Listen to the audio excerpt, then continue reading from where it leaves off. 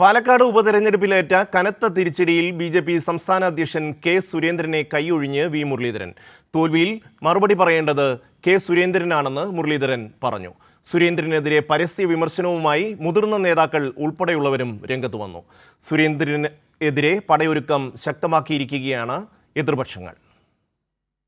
പാലക്കാട് ഉപതെരഞ്ഞെടുപ്പിലെ തോൽവിക്ക് പിന്നാലെ ബി.ജെ.പിയിൽ പുതിയ ഗ്രൂപ്പ് സമവാക്യങ്ങൾ.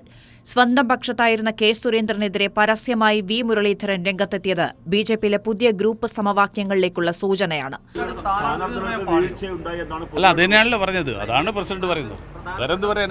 സി കൃഷ്ണകുമാർ അല്ല സ്ഥാനാർത്ഥിയെങ്കിൽ വിജയം ഉറപ്പായിരുന്നുവെന്ന് സുരേന്ദ്രനെതിരെ മുതിർന്ന നേതാവ് ശിവരാജൻ തുറന്നടിച്ചു. മുന്നേറ്റം ഉണ്ടാകുമായിരുന്നു,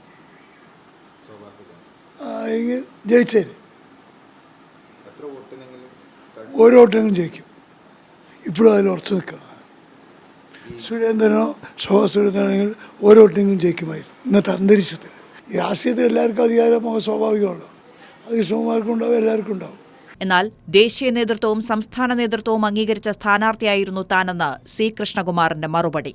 എന്നെക്കാളും സാധ്യതയുള്ള സ്ഥാനാർത്ഥികൾ ഉണ്ടാവും, പക്ഷെ പാർട്ടി എന്നെ തീരുമാനിച്ചു.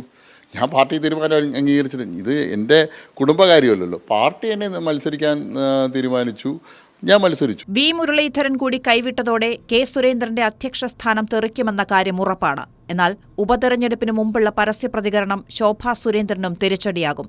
പ്രസിഡന്റ് സ്ഥാനത്തിനായി P K Krishnadas, M T Ramesh വിഭാഗം ഇതോടെ സമ്മർദ്ദം ശക്തമാക്കും. കൈരളി ന്യൂസ്, തിരുവനന്തപുരം.